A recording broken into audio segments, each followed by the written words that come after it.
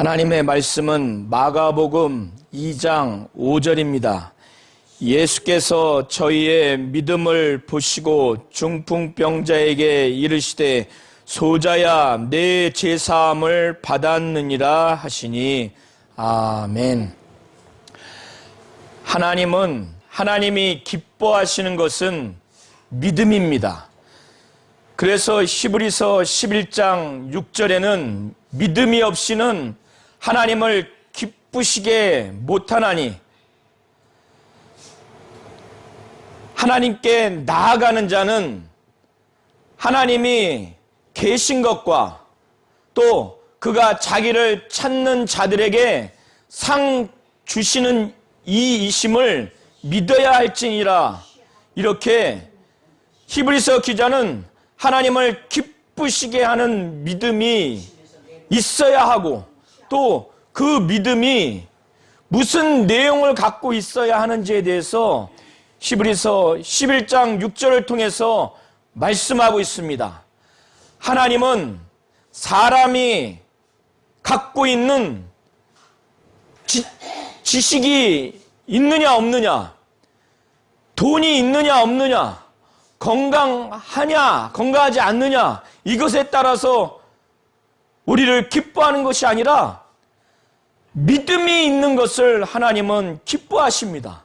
그런데 그 믿음을 어떻게 가져야 하느냐? 하나님을 기쁘시게 하는 믿음은 하나님께 나아가는 자는 하나님이 반드시 계시다고 하는 것과 또 하나님을 찾는 자들에게 하나님이 상 주시는 이심을 믿어야 한다라고 믿음의 내용을 말씀을 하고 있습니다. 야고보서 2장 19절과 20절을 통해서 또한 야고보는 행함이 없는 믿음이 아니라 행함이 있는 믿음을 하나님이 원하신다고 말씀을 하고 있습니다. 육체가 없는 영적 존재인 귀신도 하나님의 한 분인 줄 믿고 떤다는 거예요. 그런 믿음, 행함이 없는 믿음, 마음의 상태로만 갖고 있는 믿음은 귀신도 갖고 있다고 야고보 사도는 말하고 있습니다. 그래서 행함이 없는 내 믿음을 행함을 통해서 한번 보여봐라. 보일 수 없는 믿음이 행함이 없는 믿음이라는 겁니다. 그러나 행함이 있는 믿음은 그 믿음을 행함으로 보일 수 있다는 거예요. 아브라함이 자기의 아들 이삭을, 독자인 아들을 하나님이 바치라고 했을 때 네, 제가 바치겠습니다. 마음으로만 믿고 생각으로만 하나님의 말씀에 순종한 것이 아니라 그가 아들을 데리고 가서 직접 제물로 하나님께 드리려는 행동까지 했을 때 하나님은 아브라함이 하나님의 말씀 곧 내 독자를 드려라고 하는 그 말씀을 생각으로만 순종하는 것이 아니라 마음으로만 순종하는 것이 아니라 행함으로 순종을 했기 때문에 야고보 사도는 아브라함이 하나님을 믿었다고 행함으로 그 하나님의 말씀을 믿고 순종했다라고, 그래서 의를 얻은 부분이라고 성경은 말하고 있습니다. 또 기생 라합도 그가 정탐꾼을 행함으로 그를 영접함으로 행함이 있는 믿음을 가진 것이라고 야고보 사도는 말하고 있습니다.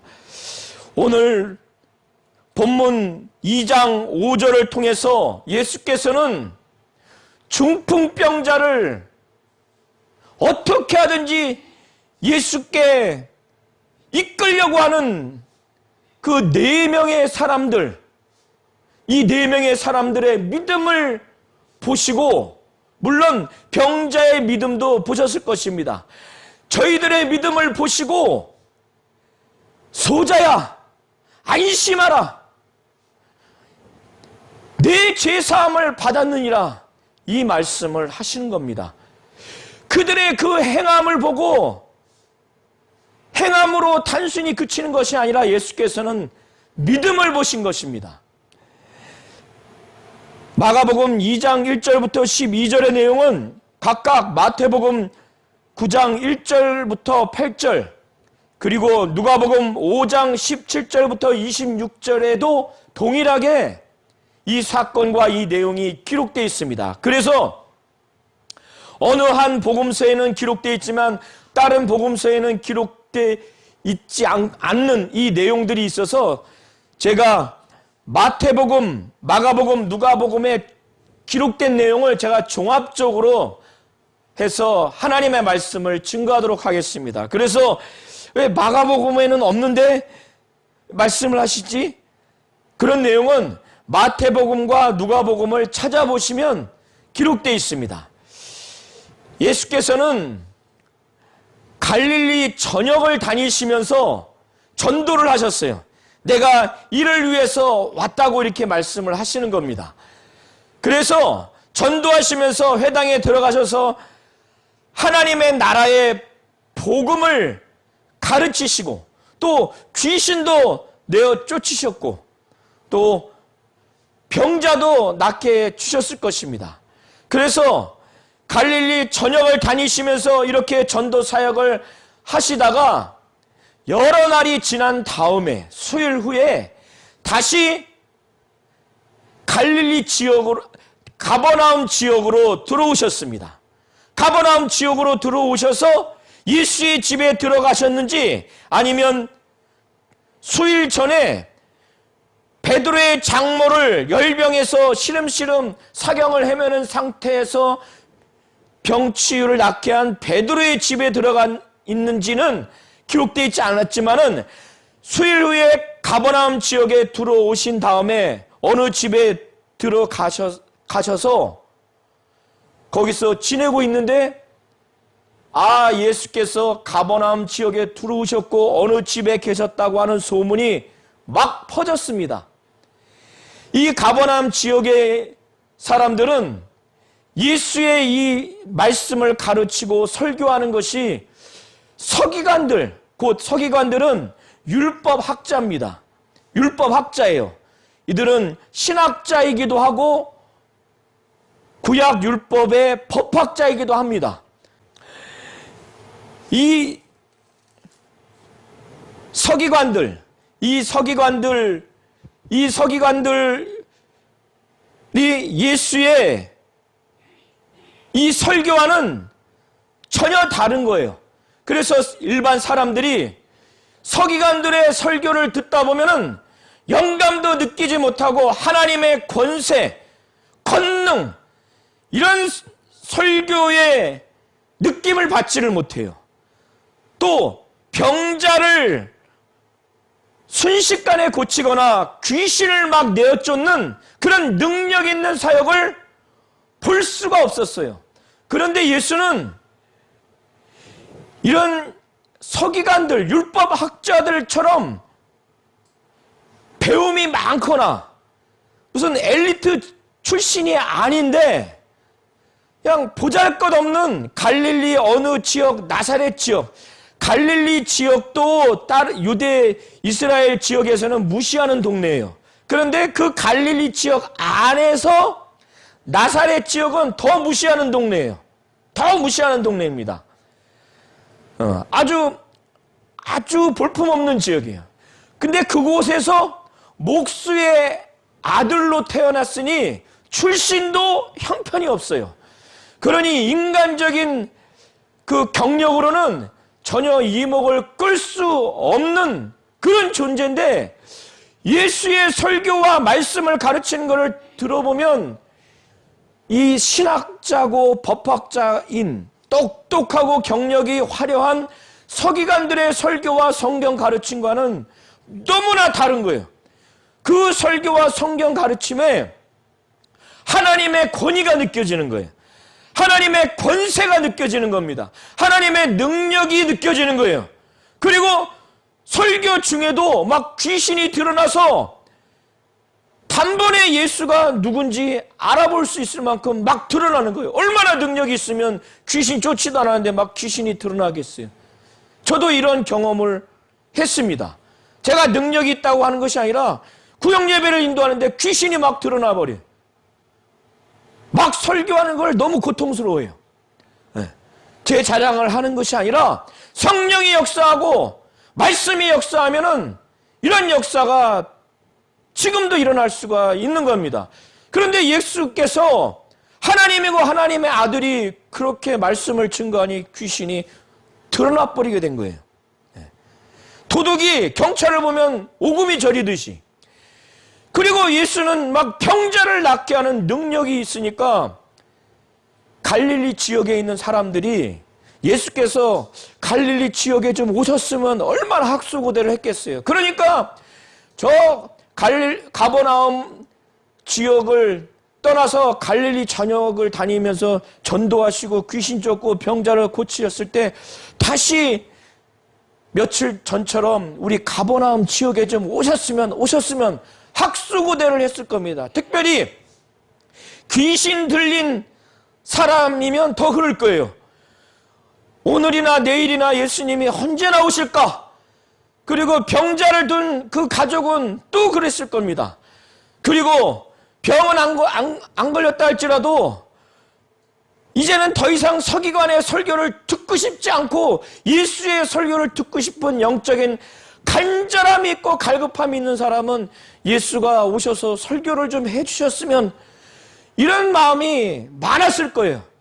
그런 상태에서 예수께서 가버나움 지역에 다시 들어오시고 어느 집에 계시다고 하는 것이 소문이 막 퍼지게 된 겁니다. 그러니까 예수의 그 권세 있고 능력 있는 영감 있는 말씀을 정말 듣고 싶어하는 사람들, 그리고 자기와 가족 중에 귀신 들렸고 병자가 있는 사람들이 예수를 만나면 귀신이 쫓김 받고 병자가 깨끗함을 받고 있기 때문에 예수를 좀 만나서 귀신 좀 쫓아졌으면, 그리고 나와 내 가족이 정말 병이 나았으면 좋겠다. 얼마나 학수고대했겠어요. 그러니까 예수가 계신 집에 우르르르 다 몰려든 겁니다. 몰려들었는데 예수가 계신 그 방 안에는 물론이거니와 문 앞까지 사람들이 꽉 차 있는 거예요.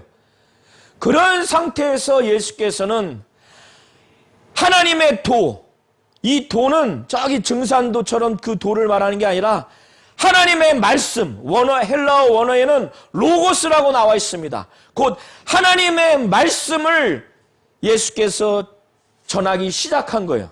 그때 중풍병자가 있었어요. 사지가 거의 마비가 돼.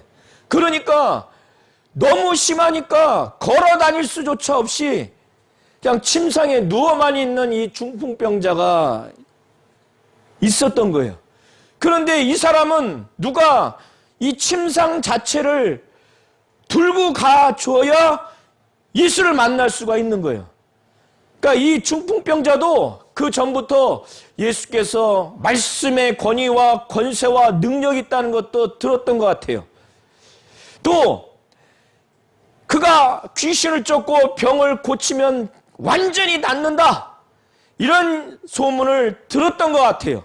그리고 이 침상을 들고 오는 네 사람도 예수에 대한 소문을 듣고 예수에 대한 믿음이 있었던 것 같아요. 그러니까 친구인지 아는 사람인지 모르지만 이 중풍병자를 이대로 놔둬서는 더 이상은 안 되겠다. 너 예수가 오셨는데 같이 우리가 들어서 데려다 주랴. 아마 그렇게 해달라고 했던 것 같아요. 그래서 이 네 사람이 이 중풍병자 사지가 마비돼서 누워있기만 해서 예수가 고쳐주지 않으면 이 상태로 살다가 그냥 죽을 수밖에 없는 거예요. 그래서 이 병자의 이 들것, 이 매트 같은 이 침상, 그러니까 부자가 아니에요. 이 침상이 가난한 자가 누울 수 있는 그 들것, 그냥 매트예요. 그러니까 가난하기도 하고 사지가 마비된 중풍병자예요. 그리고 자기 스스로 예수 앞에 갈 수 없는 그런 처지예요. 그때 네 사람이 들것을 갖고 예수 앞에 가서 말씀도 듣고 이 중풍병자가 깨끗함을 받으려고, 그리고 자기도 그런 마음을 갖고 고맙죠. 네 사람이 들고 예수께 데려가니까. 그래 들어가려고 했더니 사람들이 너무 꽉 차서 들어갈 수가 없는 거예요. 들어갈 수가 없는 거예요. 그러면 이렇게 되면은 보통은 어떻게 되겠습니까? 거기서 그냥 계속 기다리거나 50명이 됐든 100명이 됐든 그냥 줄 서서 그냥 기다리거나, 아니면 이 당시에는 마이크도 없으니까 들리지도 않고, 아유 오늘은 날이 아닌가 보다, 그냥 다음에 그냥 오자, 이런 마음을 가질 수가 있을 텐데, 이 사람들은 여기에서 머물잖아요. 어떻게 하든지 이 병자를 예수 앞에 데리고 가야 되겠다. 그리고 이 병자도 그런 마음을 가졌을 겁니다. 그렇지 않으면 아이 됐어요. 이 사람아 됐다. 고맙습니다. 여기까지 데려온 것도 감사한데 그냥 오늘은 저도 힘드니까 그냥 집으로 가겠습니다.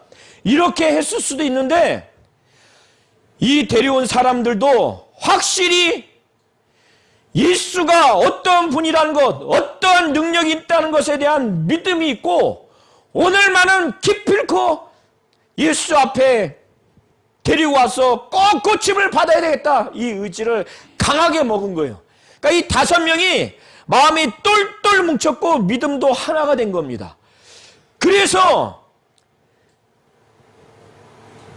이스라엘의 그 집 구조는 단층으로 되어 있는데, 옥상을 올라가면은 바깥으로 계단이 되어 있어서 지붕으로 올라가게 되어 있습니다. 그런데 지붕은 우리나라처럼 콘크리트로 이렇게 타설해서 지은 것이 아니라 나무 가지나 볏짚을 흙과 버무려 가지고 이렇게 만든 거예요. 그래서 어떤 집은 기와장을 얹기도 하지만은 얹지 않는 집도 있어요. 그런데 이 집은 기와장으로 얹었고 나무와 집으로 흙으로 이겨서 이렇게 만든 집입니다.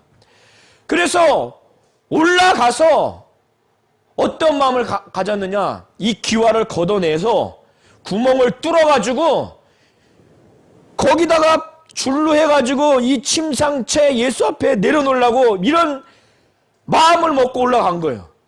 그러면 이게 얼마나 위험스러운 마음이고 행동입니까? 만약에 이렇게 했을 때 예수께서 설교하시고 이런 모든 것들이 성령의 역사인데 자칫 성령을 회방하는 지금 행동을 할 수도 있는 거잖아요. 그리고 자기뿐만 아니라 다른 환자도 왔을 테고, 또 다른 영적으로 갈급해서 말씀을 들으려고 온 사람이 있는데 지금 기와를 드러내고 지붕을 뚫고 내려놓으면 그 순간만큼은 말씀이 전해지는 시간이 지금 중단되잖아요. 그리고 지붕이 뚫려서 그 흙가루가 온팡 쏟아지게 되기도 하고, 그 집주인 입장에서는 얼마나 답답한 지경이었어요. 저 집을 저렇게 망가뜨려 놓으니. 그리고 설교 듣는 중에 아이고 저 사람 좀 예의가 있어야지, 아무리 믿음이 있어도 그렇지 예의가 있어야지, 이런 여러 가지 반응을 이들이 우려하지 않았겠어요? 더 우려스러운 거는 예수께 책망받지 않을까. 지금 예수가 당신들 지금 뭐 하시는 겁니까? 아무리 병을 낫고 싶고 해도 이게 지금 예의입니까? 예수로부터 책망받을 수도 있는 그 위험을 당연히 생각을 했을 거예요. 그런데 그 모든 것을 뒤로하고 극복하고 오직 예수가 권세 있고 권능 있고 능력 있는 말씀을 전하시는 예수다. 그리고 귀신을 내어 쫓고 병자를 치유하시는 예수다라고 하는 예수에 대한 확실한 믿음이 있었고, 그리고 두 번째는 오늘 이 중풍병자, 이 사람을 반드시 예수 앞에 데리고 가서 낫게 해야 되겠다는 이 강한 열망이 있기 때문에 그 모든 예수로부터 책망받을 것, 그 집주인이 지금 난리 반응할 걸 다 생각하고 다른 그 말씀을 들어오는 많은 사람들이 막 집단적으로 막 뭐라고 할 걸 다 우려한 걸 감안하고 그렇게 한 거예요. 그런데 이거를 생각을 해보세요. 예수님께서 설교하시고 있는데 지붕이 뚫어졌어요. 뚫어지는데 그게 1초 만에 뚫어지는 게 아니라 소리가 나고 구멍이 뚫려서 흙가루가 그냥 확 나오고 보면은 예수 바로 앞에 침상이 내려졌다고 기록되어 있습니다. 그러면 예수님 얼굴에도 막 먼지가 났을 거 아니에요. 그런데 예수는 이거를 무례하다고 어떻게 이렇게 할 수 있냐? 이렇게 하지 않고 이걸 믿음으로 보신 거예요. 저희의 믿음을 보시고, 그러니까 저희라고 하는 것은 4명은 당연하거니와 아마 그 중풍병자가 이렇게 4사람이 하는 것을 마음이 합해졌기 때문에 이렇게 하도록 내버려 됐지. 나는 이걸 원치 않아. 왜 이렇게 해? 했으면 4사람이 이렇게 안 했겠죠. 그러니까 이 사람들의 이 믿음을 보시고 예수께서는 감동을 받으신 거예요.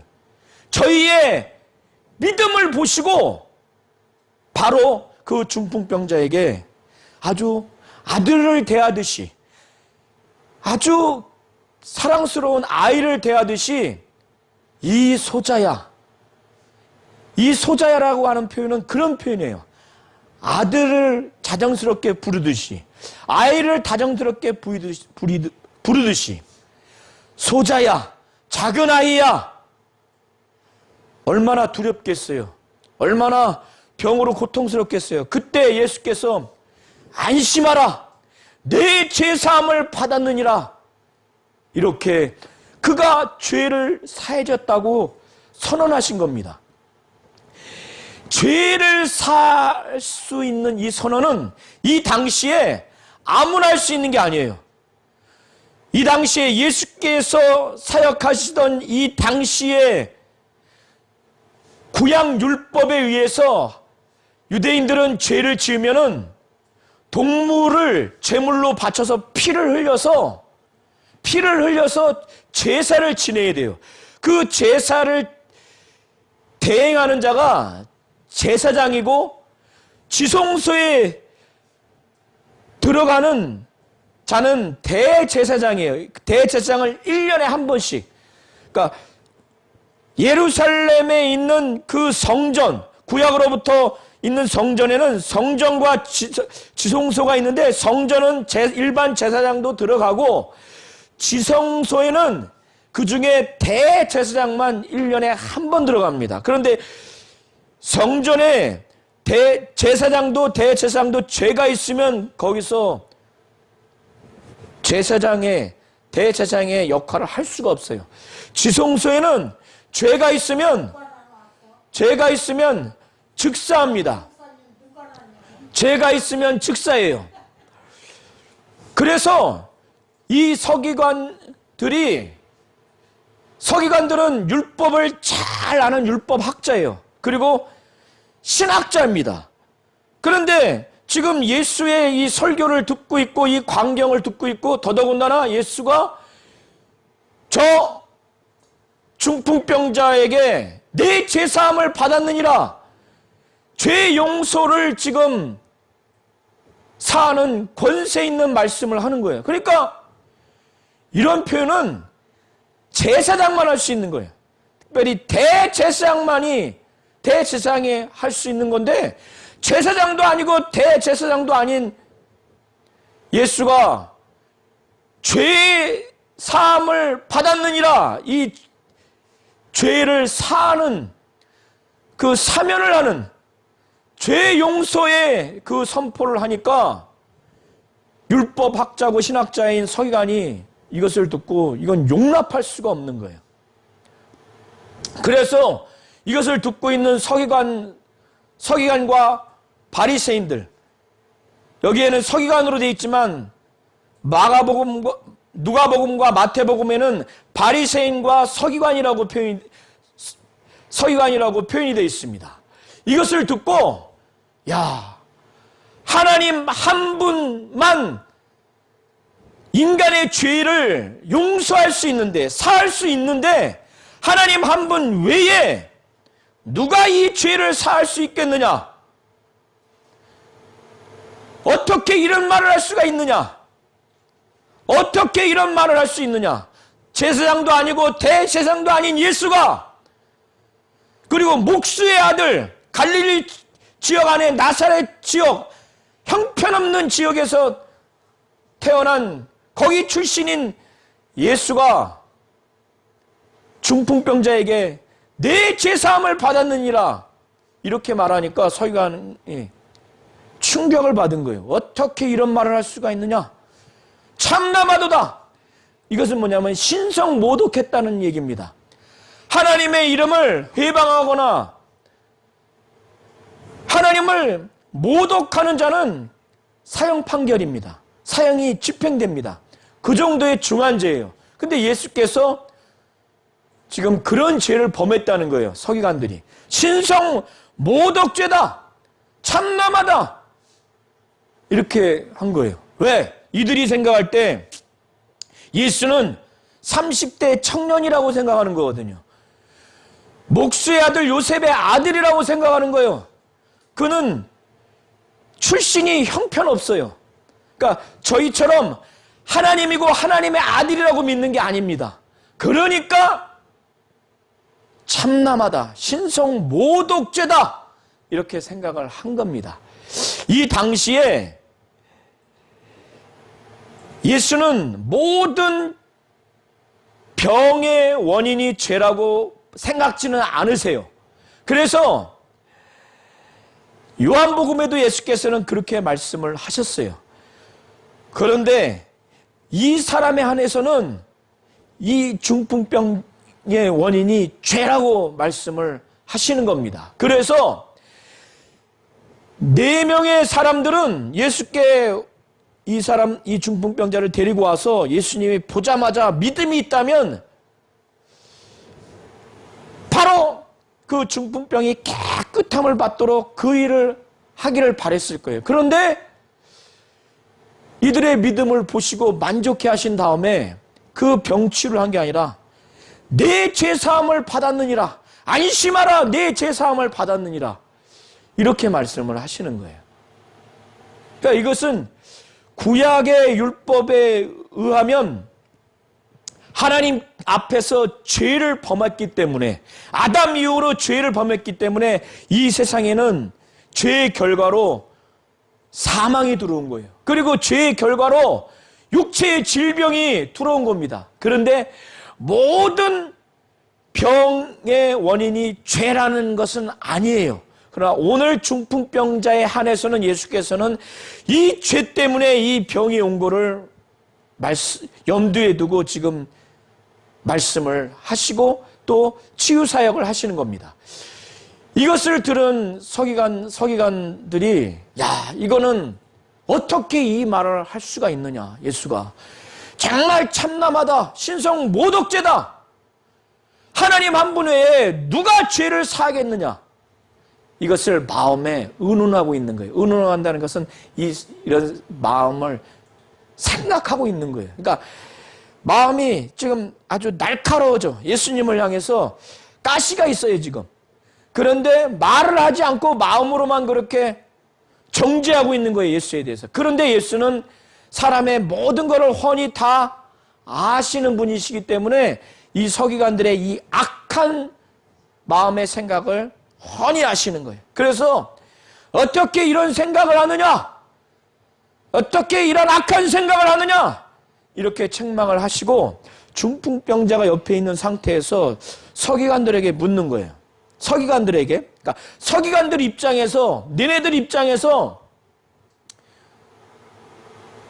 이 중풍병자에게 내 죄사함을 받았느니라고 하는 이 말이 쉽냐? 아니면 이 중풍병자에게 일어나서 내 상을 가지고 가라, 이 말하는 게 쉽냐? 어느 게 쉽냐? 한번 대답해봐라. 이런 차원에서 질문을 한 거예요. 그러면 사람 입장에서, 이 서기관 입장에서 중풍병자에게 내 죄사함을 받았느니라 이렇게 말하는 것이 쉬운 거예요. 왜? 이것은 말만 하고 증거를 안 보여도 되니까. 그런데 사람 입장에서 너 일어나서 상을 갖고 걸어가라, 이 말을 하는 거는 중풍병자, 사지가 마비된 중풍병자가 일어나서 침상 들고 깨끗함을 받고 완전히 나음을 얻어야 되는 것을 보여줘야 돼요. 그러니까 내 상을 들고 걸어가라, 이 말이 어려운 거예요. 이것을 염두에 두고 질문한 겁니다.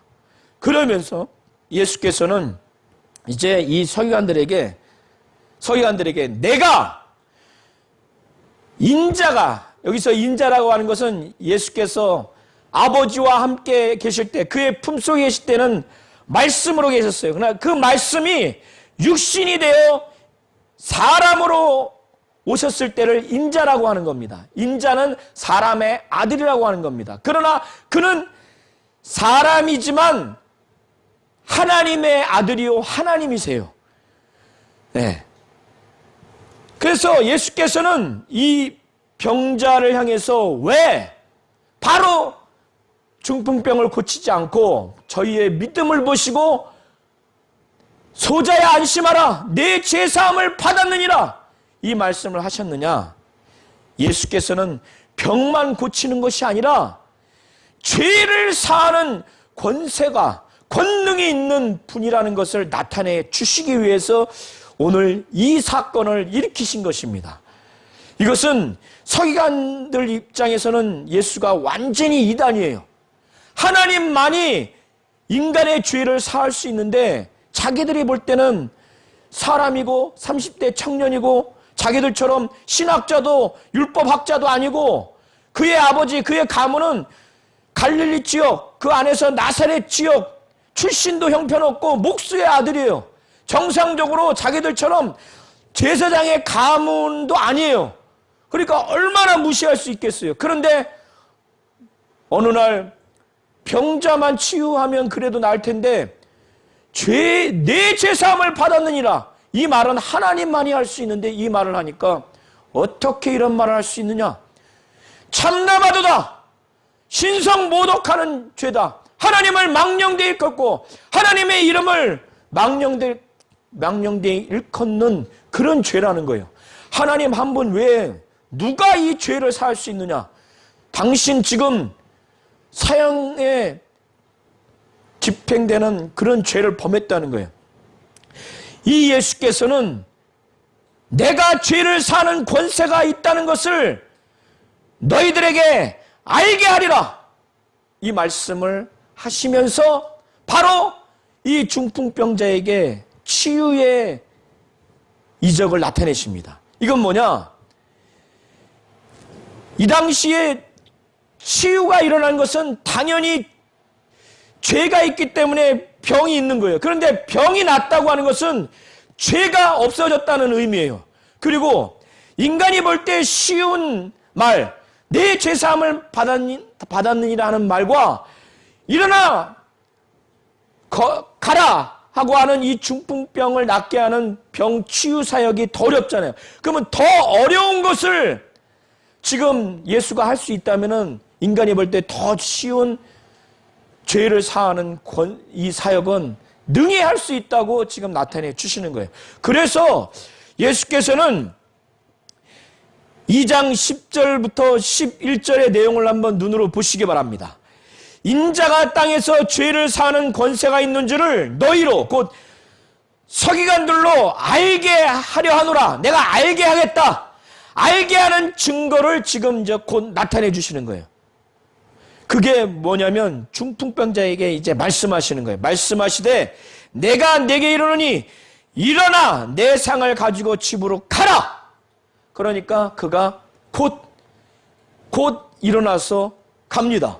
그러니까 자기도 지금 믿음만 있을 뿐인데 예수의 말씀을 그대로 순종하고 복종하고 일어났더니 순식간에 사지가 마비되는 중풍병이 깨끗함을 난 거예요. 그러니까 자기도 너무 감사해서 하나님께 영광을 돌리고 주변에 있는 사람들의 이 반응을 잘 보세요. 심히 두려워했어요. 왜 심히 두려워했느냐? 이건 하나님만이 하실 수 있는 권세인데, 하나님만이 죄를 사하는 권세와 병자를 고치는 권세를 가지고 있는 것인데, 이 권세를 사람에게 주신 것을 이들이 본 거예요. 아직 예수가 하나님이고 하나님의 아들이라는 것에 대한 믿음은 없지만, 하나님이 이러한 권능, 이러한 능력을 사람에게 주신 것을 이들이 보고 하나님께 영광을 돌린 겁니다.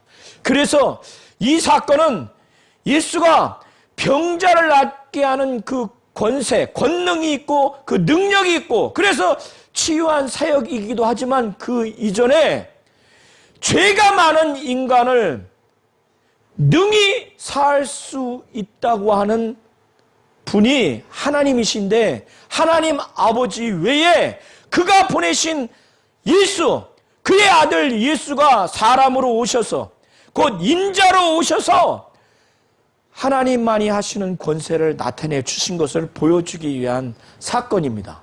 저와 우리 모든 성도님들이 예수가 죄를 사하는 권세가 있다는 것을 체험하려면, 병자를 고칠 수 있는 권세가 있다는 것을 체험하려면, 오늘 이 중풍병자와 같이, 중풍병자의 그 침대를 들고 온 이 네 사람과 같이 무엇이 있어야 되겠어요? 예수가 볼 수 있는 믿음이 있어야 돼요. 예수가 확실히 볼 수 있는 믿음이 있었다는 거예요. 마음으로만, 생각으로만 믿은 것이 아니라 어떻게 하든지 예수 앞에 막 욕을 먹으면서까지 데리고 가려고 하는 믿음. 어떤 믿음? 예수가 권능 있고 권세가 있고 능력 있는 말씀을 전하시는 예수다. 그리고 귀신을 쫓고 병자를 고치실 수 있는 예수다라는 믿음과, 오늘, 내일이 아니라 오늘 반드시 예수 앞에 내가 가서 말씀을 듣고 이 병자가 깨끗함을 받도록 해야 되겠다. 그리고 이 병자는 내가 오늘 반드시 나아야 되겠다고 하는 이 믿음을 예수는 그들의 행동을 보면서 믿음을 보시게 된 겁니다. 그래서 병 고치는 예수의 그 권세의 역사와 또 죄를 사하는 권세의 역사를 체험하게 된 겁니다. 저와 우리 모든 성도님들이 우리 자신이 철저하게 죄인임을 인정하시고, 우리의 병이 있다면 병자라는 것을 인정하시고, 그 다음에 병자를 치유하시고 죄인의 죄를 사하시는 예수가 하나님이고 하나님의 아들이라는 것을 확실히 믿으시기 바랍니다. 마음과 생각으로만 믿지 아니하고 그 상태로만 있으면 그런 믿음은 귀신도 갖고 있는 믿음이라는 거예요. 그러하지 아니하고 아브라함이 네 독자를 내게 드려라 했을 때 생각으로만 마음으로만 하지 아니하고 직접 행동으로 자기의 사랑하는 독자를 모리아산으로 데리고 가고 5 제물을 바치려고 죽이려고 했을 때 하나님이 아브라함에게 아브라함아 그를 멈추게 하고 그의 믿음, 그가 하나님을 향한 믿음이 있다는 것을 확실히 인정을 한 것처럼 이렇게 행함으로 믿음을 보이시기 바랍니다. 하나님은 젊은 자, 노인을 구별해서, 또 돈이 있는 사람과 없는 사람을 구별해서, 지식이 있거나 교양이 있거나 지식이 없거나 교양이 없는 자를 구별해서 어느 한 부류의 사람을 좋아하고 싫어하는 것이 아니라 믿음이 있는 자를 기뻐하십니다. 믿음이 없이는 하나님을 기쁘시게 할 수가 없어요. 믿음이 있어야 하나님을 기쁘시게 할 수 있다는 것을 분명히 하셔서 행함이 있는 믿음을 가지셔서 나와 내 가정과 우리 가문과 우리 자손이, 우리 교회가 하나님을 정말 기쁘시게 하는 행함이 있는 믿음 있는 자가 되시기를 예수의 이름으로 축원합니다.